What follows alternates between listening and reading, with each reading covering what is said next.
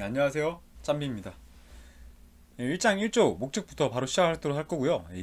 이전 영상들이 잠깐 몇 개 올라와 있을 건데 작년, 재작년 올렸겠죠 아마 제가. 그러한 영상과는 새로운 방식, 새로운 속도, 또 합격을 위해서 빠른 지름길로 가야겠죠. 그러기 위해 이 영상을 지금 눌렀다고 생각이 되시고요. 빠른 템포, 좀 목소리가 빠르더라도 여러분들 그간에 있었던 많은 이게 민원사항을 제가 다 수용한 거거든요. 뭐 강의가 좀 긴 것 같아요. 아니면 또 영상은 쉬운데 문제 지문이 좀 복잡해요. 또 아니면 또 마이크 소리가 하나밖에 안 들리네요. 이런 거 다 제가 이번 수정하려고 다 장비도 다 새로 구입하고 또 편집도 좀 배워서 하려고 하고 있습니다. 아무튼 그러한 특징이 있고요. 바로 시작하도록 합시다. 자, 1장 총칙 1조 목적. 자, 경비업법은 처원경찰법이랑 같이 시험에 나오죠. 경비지도사 시험에.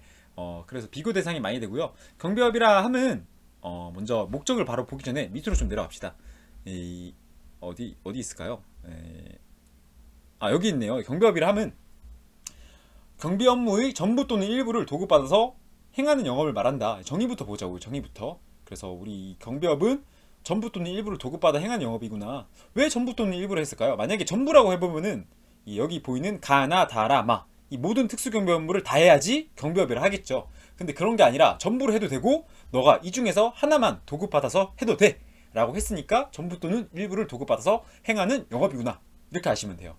그렇게 해서 보면은 다음 강목의 1. 자, 이거 우리가 가나 다라 마 이렇게 나가는 게 있거든요. 법조문에서. 이거는 가목, 나목, 다목, 라목 이런 식으로 읽으면 돼요.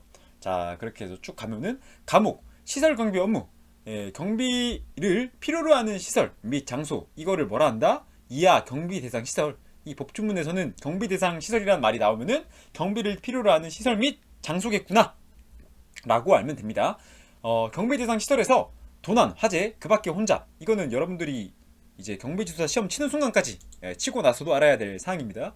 도난, 화재, 그 밖에 혼잡은 뭐밖에 없다? 시설 경비 업무밖에 없다. 도난, 화재, 그 밖에 혼잡. 그러면 다른 업무를 보자고요. 다른 경비 업무를 비교해 볼까요? 호송 경비 업무는 이제 도난, 화재 등 위험 발생이고요. 신변 보호 업무는 위해 발생을 방지. 자, 기계 경비 업무로 가면은 도난, 화재 등 위험 발생을 방지. 특수 경비 업무로 가면은 도난, 화재 그 밖의 위험 발생을 방지. 여기 보면 신변 보호 업무만 보호가 있죠. 왜일까요? 사람이나 생명, 신체가 도난을 받을 일은 없잖아요. 그죠? 저기 짬비님, 잘라서 가져갈 수도 있지 않나요?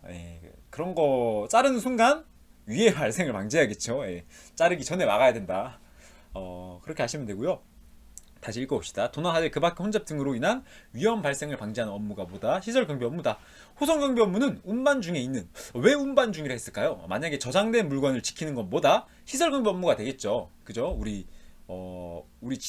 아파트에 금이 있어요. 제 집에. 근데 이거를 지키는 걸 우리는 시설 경비 업무를 해야지 이거를 호송 경비 업무를 안 한단 말이에요. 자, 그럼 호송 경비 업무가 대표적으로 뭐예요? 보면은 이제 현금 호송차라고 여러분들 많이 들어봤죠?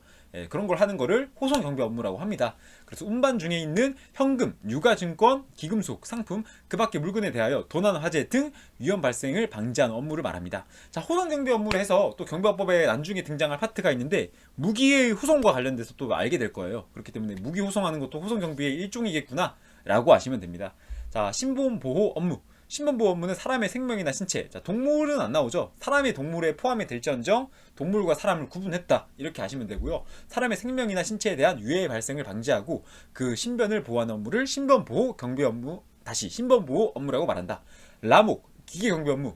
자, 경비 대상 시설에 설치한 기기에서 알람이 울려요. 경보가 울린단 말이에요. 띠링띠링띠링 이러면 또 이제 기계가 발동이 돼서 우리 멀리 사무소를 둔, 다시 관제 시설을 둔 장소에 출동 요원들한테 이제 명령이 떨어지죠. 어디 시설에 경보가 울린다, 출동해 보세요, 이렇게 하겠죠.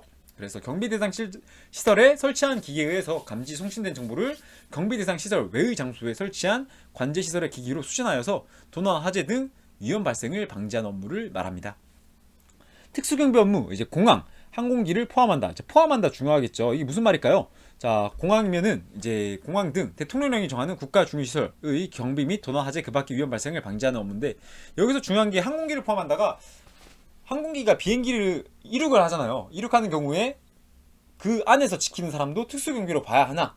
자, 특수경비로 봐야겠죠. 왜? 항공기를 포함한다라고 되어 있으니까요. 그죠? 자, 공항 등 대통령령이 정하는 국가 중요시설의 경비 및 도난 화재 그 밖의 위험 발생을 방지하는 업무를 말한다. 여기서 보면은 이 대통령령이 정하는 국가 중요시설, 이 열문자인가요? 예, 어찌 보면 세 단어로 이루어져 있는데 이게 풀었으면은 이제 경비업법 시행령에 가면은 이렇게 길어집니다.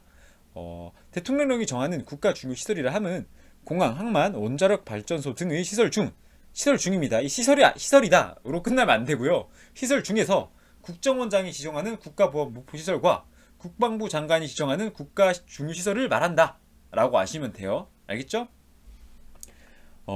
이거는 시행령이라고 해서 여러분들이 이제 경비업법이 제일 위에 있고 경비업법 시행령이 그 밑에 있고요. 경비업법 시행규칙이 또 그 밑에 있어요. 이렇게 단계별로 내려간다. 왜 그럴까요? 이제 경비업법은 우리가 입법 또는 개정을 하게 되면은 국회의원들이 이제 이걸 다루게 되겠죠. 국회에서.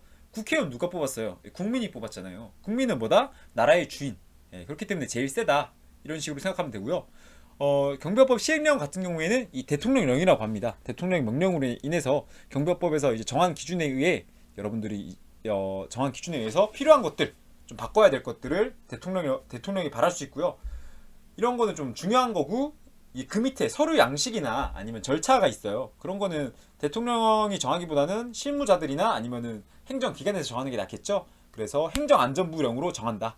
나중에 경호학이나 다른 뭐 법학개론을 배우면은 총리령, 국무총리령 이런 것도 배우고요. 뭐 경찰청장령 이런 것도 배우게 됩니다.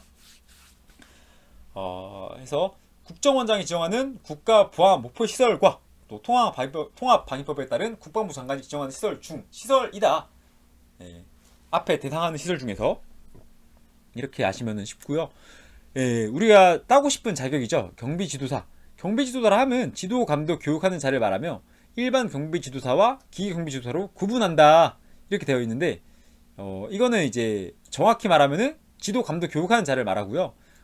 밑에서 이제 배우게 될 우리가 자격을 취득하게 되는 경비지도사는 시험 문제 나올 때는 이제 시험에 응시해서 합격한 사람이 아니라 시험에 응시하고 합격하고 교육까지 들은 사람에게 경비지도사 자격을 부여한다. 이러한 설명까지 아시면 되겠습니다. 경비원이라 함은 경비업의 허가를 받은 법인, 이제 경비업자라고요. 이거를 이제 업자라고 해서 우리 자영업자 이러면은 사람 같잖아요, 그죠? 근데 이거는 법인이기 때문에 법인격체, 법에 의해서 인격을 부여받은 회사 이렇게 생각하면 돼요. 법에 의해서 인격을 부여받은 회사, 그거를 경비업자라고 한다. 그 경비업자가 채용한 고용인으로서 다음 항목의 1에 해당하는 자가 경비원입니다. 알겠죠? 만약에 그냥 채용한 고용인이면 어때요? 채용한 고용인. 그러면은 뭐 경비업법에 따른 경비업의 임원일 수도 있죠. 또 아니면은 그냥 사무직 직원일 수도 있죠. 그런 사람은 안 되고요. 채용한 고용인으로서 다음 항목의 1에 해당하는 사람을 말합니다. 자, 일반 경비원, 시설경비원, 시설경비업, 신변보호경비업, 호송경비업, 기계경비업 이거를 시신호기 이렇게 배우면 돼요. 시신호기. 그리고 특수경비원은 나머지 특수경비업 하나를 수행하는 자 이렇게 구분해서 외우자고요. 시신호기 또 특수경비업 이렇게 따로 외우시고 경비지도사로 가면은 이제 아까 우리 어떻게 했죠? 일반 경비지도사와 기계경비지도사로 구분한다 이렇게 아시면 돼요. 특수경비지도사란 말은 없습니다. 알겠죠? 일반 경비지도사와 특수경비지도사. 그럼 일반 경비지도사는 뭘까요? 예, 이제 기계경비업을 제외한 나머지 시호, 시특이죠. 시호, 신특, 시설경비, 호송경비, 또 신변보호경비, 특수경비 업무를 하는 경비원을 지도, 감독, 교육하는 자를 말하겠죠. 죄송합니다. 다시 할게요. 자, 그럼 이제 또 무기로 가봅시다. 무기. 이 무기도 2조의 4. 무기라면 인명 또는 신체에 위해를 가할 수 있도록 제작된 권총, 소총 등을 말한다. 여기서 뭐 분사기는 경비법상의 장비라서 무기가 아니고요. 또 단봉, 목검, 단검, 칼 이런 거 싹 다 안 돼요. 뭐만 된다? 권총, 소총만 된다. 무기가. 일반 경비원은 무기를 휴대할 수 없어요. 왜요? 무기라 하면 특수경비원만 가질 수 있거든요. 청원경찰과 특수경비만 가질 수 있다. 집단민원 헌장 이거는 2013년도에 도입된 개념입니다. 알겠죠? 그래서 이제 집단민원 헌장은 일반 우리 경비대상 시설보다 더 과하게 보기 때문에 이러한 차이점을 아시고요. 집단민원 헌장의 설명 한번 해볼게요. 노동조합 및 노동관계법에 따라서 우리 저 빨간 머리띠 두르고 싸우면은 위험해 보이죠. 이런 걸 방지하기 위해서 수익자 부담 이론 원칙에 따라서 경찰력을 투입하기보다는 위험 발생 방지를 위해서 너희가 고용을 해놔, 이런 식이에요. 그래서 노사 대립 현장에도 보통 가면은 경비원들이 배치되어 있죠. 노동관계 당사자 또는 조정 신청을 한 사업장, 그리고 또 쟁의행위가 발생한 사업장을 집단 민원 현장이라 한다. 또 도시 및 주거환경정비법에 따라서 정비사업과 관련해서 다툼이 있어요. 이해대립 다툼. 그냥 정비사업을 하는 장소가 아니라 다툼. 왜요? 자, 지하철이 우리 집 거리에서 3분 안 거리에 지어진대요. 땅값이 올라요, 안 올라요? 서로 자기네 집으로 1m라도 가까이 하려고 싸우겠죠. 그래서 이렇게 다툼이 있으면은 그러한 장소에는 집단 민원 현장이기 때문에 경비원을 설치해서 확정 날 때까지 이제 못 다투게 해라. 자, 특정 시설물과 관련하여 민원이 있는 장소. 마찬가지겠죠. 죄송합니다. 바뀌었네요. 이런 거는 재개발, 재건축 이런 거로 인해서 다툼이 있는 장소를 말하겠고, 지하철이 민원이 있는 장소, 이렇게 되겠네요. 특정 민원 이렇게 하면 되고요. 주주총회와 관련하여 이해대립이 있어서 다툼이 있는 장소가 또 집단 민원 현장입니다. 그래서 주주총회가 발생한 장소 이렇게 외우시면 안 되고, 주주총회와 관련해서 이해대립이 있어서 다툼이 있는 장소를 말한다. 자, 권토부동, 건물 토지 등 부동산 및 동산. 여기서 부동산 및 동산의 개념이나 아니면은 소유권, 점유권에 대한 개념을 간단하게 설명해 드리자면은, 이제 법학개론도 같이 준비하시는 분들이라면 복습하는 차원에서 한번 기억을 하시기 바라고, 우리 땅에 붙어 있는 거, 건물 아니면 땅, 부동산이죠.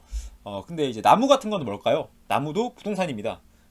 그럼 나무에 달린 열매는요? 열매 같은 경우에는 떨어지는 경우에는 동산이 되겠죠. 또 이제 나무도 자르게 되면 움직일 수 있죠. 나무를 자르면은 그럼 동산입니다. 그럼 소유권과 점유권. 소유권 같은 경우에는 이제 내가 휴대폰을 사면은 이제 내 소유죠. 소유권자가 저란 말이에요. 근데 이제 옆에 사람이 야, 나 전화 한 통화만 쓸게 이러면서 가져가요. 그러면은 소유자는 난데 물건을 가지고 있는 사람은 옆 사람이죠. 그러면 그 사람이 점유를 하고 있잖아요. 그래서 물건을 가지고 있는 거를 점유권이라고 하고요. 물건의 실주인을 소유권이라고 합니다. 그래서 법적 권리에 대한 다툼이 있는 거, 이런 것도 다 집단민원 현장이다. 그리고 다툼 없이 그냥 100명 이상 사람이 모이는 장소는 이제 집단민원 현장이라고 보면 되고요. 또 집단 행정 절차법이나 이런 법이 아니라 행정 대집행법에 따른 대집행을 하는 장소. 그렇게 철거를 하라고 했는데 뭐 아니면은 또 위생상의 문제로 우리 도시 살다 보면은 이제 좀 냄새가 좀 날 때가 있잖아요, 옆집에서. 그죠? 근데 뭐 쓰레기를 계속 모으시는 분들도 계시고, 그럴 때는 이제 당연히 이런 거 인근 주민들을 위해서 빼야 되잖아요. 그죠? 그런 장소, 행정 대집행법에 따라서 대집행을 하는 장소, 그러한 장소를 집단민원 현장이라고 합니다. 그래서 이렇게 그냥 보면은 여러분들이 안 왔기도 하고 시험 문제랑 큰 관계가 없거든요.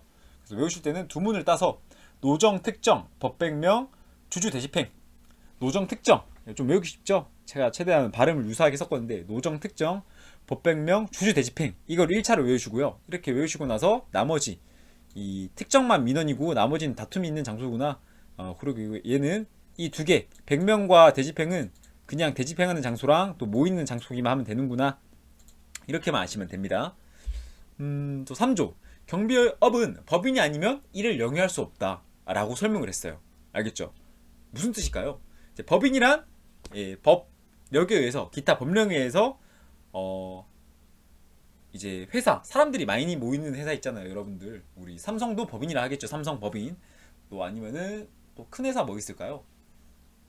어쨌든 법에 의해서 인격체를 부여받은 거. 왜냐면은 회사를 만들었는데 뭐 어떤 사람이 잘못했는데 이게 사람에게 처벌을 내릴 수가 없는 데가 있어. 과태료를 매겨야 되는데 사람에게 매기면 안 되잖아요. 그죠? 삼성 직원이 뭐 쓰레기를 버리고 왔어요. 그럼 그 사람한테도 가야겠지만, 통상 뭐 직무상, 삼성의 직무상, 이러면 또 명예훼손이 되려나? 삼성의 직무상 어쩔 수 없는 절차였다 이러면은 삼성에 이제 과태료를 매겨야 되잖아요. 그죠? 삼성이라는 게 사람이 맞는 거긴 한데 낳은 건 아니잖아요. 자, 그 태어난 사람을 자연인이라 하고요. 법인과 자연인, 이 차이를 좀 아시면 되겠습니다. 경비법은 자연인이 한다. 이건 틀린 말이 되겠죠. 이렇게 아시고 이제 마지막 1조로 돌아와 봅시다. 이 법은 경비업의 육성 및 발전, 그 체계적 관리에 관하여 필요한 사항을 정함으로써 경비업의 건전한 운영에 이바지함을 목적으로 한다. 좀 이제 와닿으시나요? 경비업이라는 업종, 이 많은 업종 중에 많은 업종의 육성 및 발전과 그 체계적 관리에 관하여 필요한 사항을 정해서 엄밀히 말하면 이제 내가 제한하겠다. 너 법이 생겼으니까 지켜. 뭐를 위해서? 경비업의 건전한 운영. 왜 그럴까요? 이게 없으면은 아까도 말했다시피 집단 민원 현장에서 이렇게 다툼이 일어나고 어느 한쪽에 이익의 편을 들어버린단 말이에요. 그럼 돈 없는 사람, 힘 없는 사람은 지겠죠. 그런 거 하지 마 이런 뜻이고요. 청원경찰법과 비교하자면은 청원경찰의 직무, 임용, 배치, 사회보장 등을 정함으로써 청원경찰의 원활한 운영에 이바지함을 목적으로 한다라는 것과 비교를 해서 외우시면 되는데 포인트는 바로 여기입니다. 건전한 운영. 건전한 운영과 원활한 운영이 다르다. 그래서 외우실 때 경비업 687 건전한 운영 이렇게 아예 외워버리시는 게 낫습니다. 이렇게 하면은 이론은 끝났고요. 이제 원래 영상에서 작년까지만 해도 한 번에 해드렸는데 따로 구분해서 문제 푸는 영상 올리도록 하겠습니다. 고생하셨습니다.